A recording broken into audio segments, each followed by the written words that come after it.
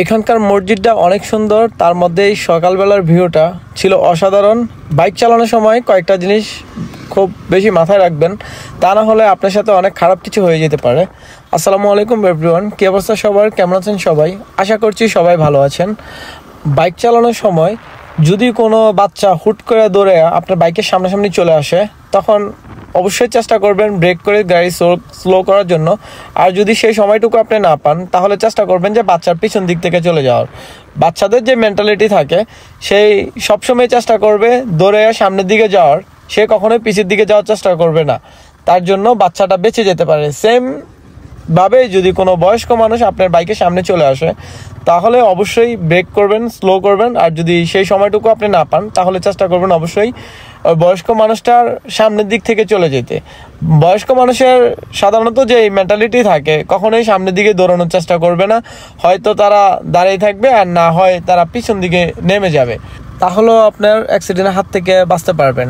আর যদি কোনো মধ্যবয়স্ক কোনো ছেলে মানুষ আপনার বাইকের সামনে পড়ে যায়, আপনি জাস্ট শুধু একটু স্লো করার চেষ্টা করবেন। যতটুকু সময় পাবে আপনি স্লো করার মাধ্যমে ওই কাটায় কোটায় যেভাবে হোক ওই চলে যেতে পারবে, আপনার কোনো চিন্তা করতে হইব না। আর যেই কোনো কিছুর বিনিময়ে হোক সে বেঁচে যাবে, এতটুকু নিশ্চিত আপনি থাকতে পারেন। আর যদি কোনো মেয়ে মানুষ আপনার বাইকের সামনে পড়ে, ইমিডিয়েটলি আপনি ব্রেক করেন, যা ইচ্ছা করেন, যেমনি হোক আপনি বাইক দাঁড়া করান।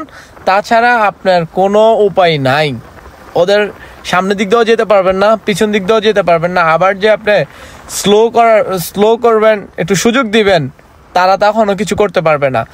ওরা একবার সামনের দিকে যাবে, একবার পিছন দিকে যাবে, একবার উপরে যাবে, একবার নিচে যাবে।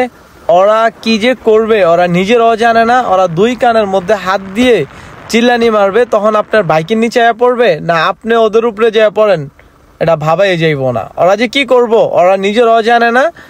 যেই কোনো কিছুর বিনিময় হোক আপনি বাইক দাঁড়া করাইতে হইব, তাছাড়া আপনার বাঁচার কোনো উপায়ই নাই। আর যদি কোনো কিছুর কারণে যেই কোনোভাবে মানুষের দোয়ায় যদি আপনি বেঁচে ফিরতে পারেন, তাহলে ওদেরকে যে আপনি কি বলবেন, বাকিটা আপনারাই বলেন, আমি আর বলতাছি না। আর আপনাদের বলা শেষ হইলে লাইক, কমেন্ট, শেয়ার করতে ভুলবেন না। কারণ এই শেয়ারের মাধ্যমে আপনার কলিজার টুকরা কোনো না কোনো বন্ধু বেঁচে যেতে পারে এরকম দুর্ঘটনার হাত থেকে। তার জন্য বেশি বেশি করে শেয়ার করতে হবে। আর আমার চ্যানেলটাকে সাবস্ক্রাইব অ্যান্ড ফলো করতে হবে এরকম আরও ইন্টারেস্টিং ভিডিও পাওয়ার জন্য। সো আজকের জন্য এই পর্যন্তই।